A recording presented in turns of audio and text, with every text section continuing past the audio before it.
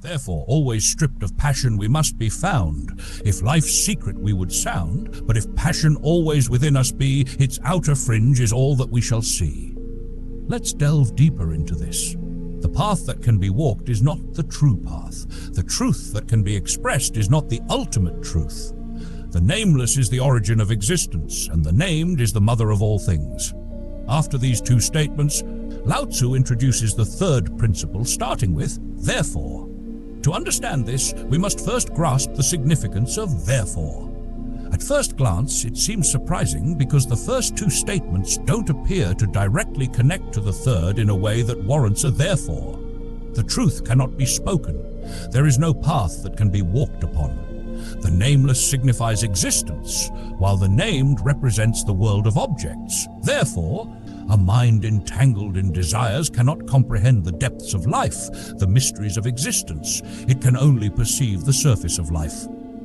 The word therefore is used only when the following statement naturally arises from the preceding ones. Only when the third statement emerges from the first two can it be connected with therefore. But what relationship does a desire-filled mind have with a word-filled mind? What connection does a desire-filled mind have with a path that cannot be walked upon, or with an existence that cannot be named? The connection is subtle, almost invisible. This makes understanding Lao Tzu's therefore challenging. Let us first explore this connection. Desire is inherently about reaching somewhere. The very wish to reach somewhere is desire. If I am content with being who I am, then all paths become irrelevant to me. There is no need for any path. If I don't have to go anywhere, if I don't need to reach a destination, then the purpose of paths disappears. But if I want to go somewhere, if I need to achieve something or become someone, then paths become essential. Without the need for a journey, paths have no significance. However, the moment a journey becomes necessary, paths become inevitable. All paths we create are driven by desire. No path exists without desire, though desire itself is not about the path. It is about the destination. Yet no destination can be reached without a path, and no desire can be fulfilled without a means. Desire is the aspiration to reach somewhere. A distant star gleams in the mind filled with desire, whispering, "Come here, and you will find peace, happiness, and bliss. Where you stand now, there is no joy, but over here, where I shine, there is fulfillment." The gap between where we are and where we wish to be requires a path to bridge it. This path could be material, like wealth, or spiritual, like religion. Whether we seek external objects or internal liberation, whether we aim for worldly possessions or the ultimate gateway to God, if our destination lies somewhere far, a path becomes essential to connect the two. Lao Tzu, however, asserts that the path that can be walked is not the true path.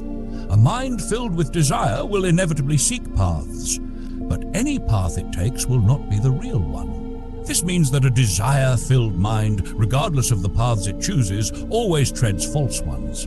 True paths are not walked upon, they cannot be. The very aspiration to go somewhere is inherently misguided, anywhere without exception. It is not just the desire for wealth or conquest that is misguided. Even the desire for liberation or salvation is equally flawed. The moment the mind seeks to attain, it becomes restless and tense. A desire-filled mind is never present where it is. It always roams where it is not. This creates a paradoxical situation. I am never where I actually am, and I am always wondering where I am not. This naturally results in anguish, tension, and inner turmoil. The solution lies in being where one is, fully and effortlessly. To achieve this, one must abandon the urge to go anywhere. The mind must cease its endless journeys. Only then can one truly rest in their being. Therefore, Lao Tzu says, therefore. He explains that a mind filled with desires, with cravings, cannot unlock the profound depths of life. It only becomes familiar with the outer periphery, the external walls. The mysteries remain unknown. The palace remains unfamiliar. A desire-filled mind lives as though the outer wall of the palace is life itself. It will always live this way because the palace is here and now, but a mind filled with desires is always somewhere else. Never here and now, but always in dreams, in some distant elsewhere. Even when it reaches that elsewhere, nothing truly changes. Where I stand now, I think of being somewhere else. When I reach that other place, the same mind will again start planting seeds of new desires to go elsewhere. This cycle of running never ends. It's a peculiar race, because the destination we chase once reached transforms into just another checkpoint. Before attaining it, we think everything will be complete once I get there. But upon arrival, it feels like merely the beginning, and we feel the need to move further. This is why we can never find peace, not even for a single moment. Lao Tzu deliberately uses therefore in the same way it is used in mathematics or logic. He draws a conclusion. Always stripped of passion, we must be found. Like peeling away the layers of desire from oneself as if peeling an onion. Layer by layer, desires are discarded until nothing remains. But in peeling an onion, when all the layers are removed, what's left? Nothing. If you remove all your desires, do you think anything of you will remain? Are you anything more than the sum of your desires? If all your wants are stripped away layer by layer, what will you be left with? Nothingness. But it is from this nothingness that the door to life opens. In fact, all doors open from nothingness. When you build a house and create a door, have you noticed what a door truly is? It is simply an absence, a gap where there is no wall. A door is nothingness, a space where something is absent. You cannot enter through a wall, you enter through the emptiness of a door. The same applies to life. Until we find such a void within ourselves where nothing remains, we cannot enter the profound mysteries of existence. The palace will remain unknown. Lao Tzu urges us to strip away all layers of desire, leaving no trace of it. While we occasionally remove layers of desire, we often replace smaller desires with larger ones. We abandon one aspiration only to replace it with another, greater one. We let go of smaller houses for bigger ones, lower positions for higher ones. Even in renunciation, we are merely replacing one desire with another. Sometimes we abandon the entire framework of worldly desires. A man might give up wealth, status, and possessions, even discard clothing and declare, "Now I seek God." He renounces everything but in pursuit of an even greater desire. No one can now accuse him of seeking wealth or fame, yet the desire persists. Now for God. Look closely at the word God. God is seen as the ultimate grandeur. Now this man seeks that ultimate wealth, a treasure that thieves cannot steal, a possession death cannot take away. The desire remains the same, only its form has changed. Now he seeks the ultimate position, one from which there is no descent, the ultimate recognition with no end. The search continues, but under the name of God. Remember, God cannot be made an object of desire. If you do so, you won't find God, you'll only rediscover your old desires in new forms. Moksha, liberation, cannot be an object of desire either. If it becomes one, liberation turns into another prison. Perhaps beautiful, golden, adorned with flowers, but still a prison. Desires can never lead us beyond bondage. Wherever there is desire, there is limitation. Lao Tzu says, strip it all away. Break every layer of craving. Why? Because only then can you measure the profound depths of life's hidden mysteries. To do so, you must become desireless. Desirelessness means being completely free of all cravings. Yet the mind is cunning. It clings even to the desire for peace, meditation, or enlightenment. The mind doesn't care whether the object is material wealth or spiritual bliss. It thrives on wanting, on craving. Even the desire to be desireless is still a desire. Rabindranath Tagore, in one of his verses, prays to God, "I want nothing from you except this, that no desire remains in my heart." But even this is a desire. And if you think about it, the person asking for 10,000 rupees or a bigger house is asking for much less. His request is far simpler. Tagore's request is enormous, to be free from all desires. No matter how refined or spiritual the desire appears, it remains a desire. And if someone deeply examines it, they will see that this subtle, ultimate desire still binds them. Lao Tzu teaches that only when all layers of desire are stripped away, when the mind is utterly free, can one truly encounter the profound mysteries of existence. Life's ultimate truths are revealed not in wanting, but in complete stillness, in the void of desire. It is only in this emptiness that the door to the infinite opens. When Lao Tzu says, "Be desireless," he means strip away every layer of craving, every desire, until none remain. A young man once came to Lao Tzu and said, "I want peace." Lao Tzu responded, "You will never find it." Confused, the man asked, "Why? What is wrong with me?" Lao Tzu explained, "As long as you desire peace, it will elude you. Peace cannot be chased. It is found when you stop seeking it." This reminds me of a story about Lin Chi. A disciple came to him and said, "I have renounced everything." Lin Chi replied, "Let go of this renunciation too." The man insisted, "But I have nothing left." Lin Chi said, "Then release even this nothingness." Such is the subtlety of desirelessness. It is not merely about abandoning material possessions or worldly ambitions, but releasing even the notion of renunciation.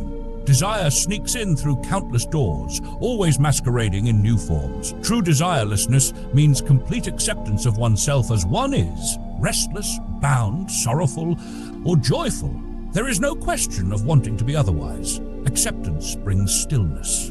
Without motivation or ambition, the mind stops its endless journey. This is the essence of Tao, total acceptance, or thusness. Where there is acceptance, there is no desire. And where there is no desire, the profound mystery of life reveals itself.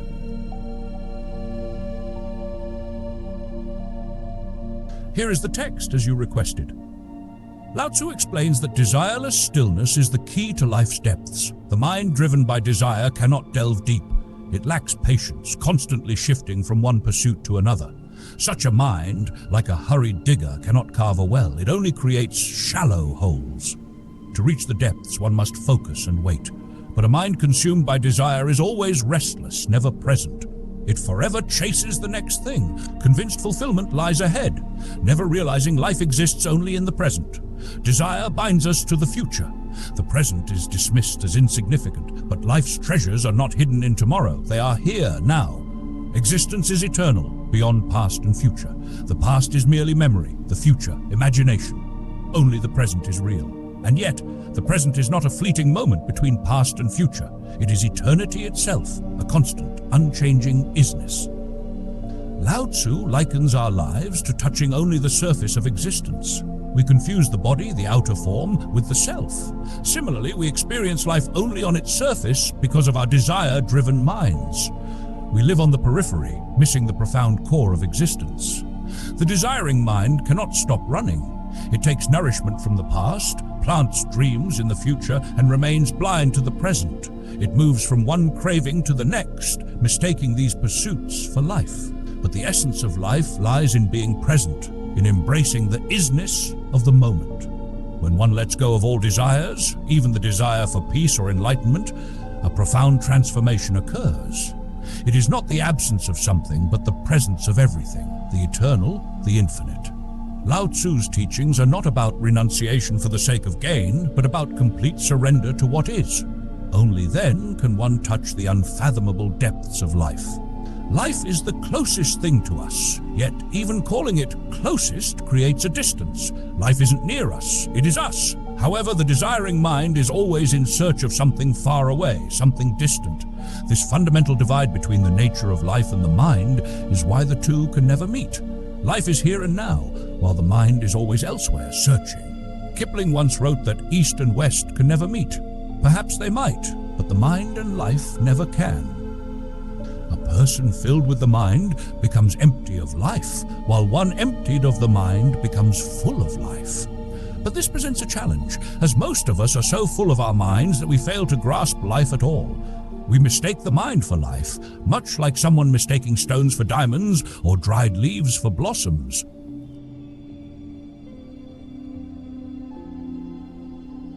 Here is the text exactly as you requested. The mind is merely the ashes of the past. It is the residue we carry from our experiences, much like dust settling on a traveler's clothes. And with this residue, we try to project the future. Lao Tzu teaches us to cut the root of this mind, which is desire. Desire fuels the mind, and without it, the mind cannot persist. Whether Buddha calls it craving, Lao Tzu calls it desire, or Mahavira calls it negligence, they all point to the same root, the fuel of the mind. If you desire anything, you remain trapped within the mind. The moment you desire nothing, you step outside the mind. This can happen instantly if you muster the courage to stop wanting, even for a single moment. But be cautious, for the mind is deceptive. As you hear these words, your mind might say, if freedom is possible, why not achieve it now? This too is a desire, and by desiring freedom, you miss it. There's a story of a Sufi mystic, Bayazid. When he first went to his master, he struggled with sleepiness. His master often warned him, if you sleep, you will miss everything. But Bayezid argued, "I stay awake most of the time, I only sleep a little." His master replied, "You don't understand. Even if you're awake for 24 hours, a single moment of sleep can make you lose everything." One night, Bayezid dreamed he had died and reached the gates of paradise. A sign on the gate read, "This door opens only once every 1,000 years for a single moment. Be vigilant and ready to enter." Bayezid was terrified. He gathered all his strength and sat awake, determined not to blink. But eventually sleep overcame him. When he awoke, he saw the door closing. He panicked, but it was too late. Another 1,000 years passed. When the door opened again, he thought, "This must be a dream. 1,000 years haven't passed yet." Doubting himself, he hesitated, and once again the door shut before he could enter. Bayezid woke up and rushed to his master in the middle of the night, confessing his dream. He vowed never to close his eyes again. His master listened and said, "You saw the sign on this side of the door, but did you notice the sign on the other side as the door was closing?" Bayezid replied, "No, I didn't get the chance to see it. The story reflects the nature of the mind. It is always too late or too early, always doubting, always hesitant." Lao Tzu's teaching cuts at the root of this hesitation. It demands not just the absence of desire, but the absence of the desire to be free from desire. Only then does life as it is reveal itself. The doors of truth open, but only to those who are fully present, fully awake, and free from the grasp of the mind.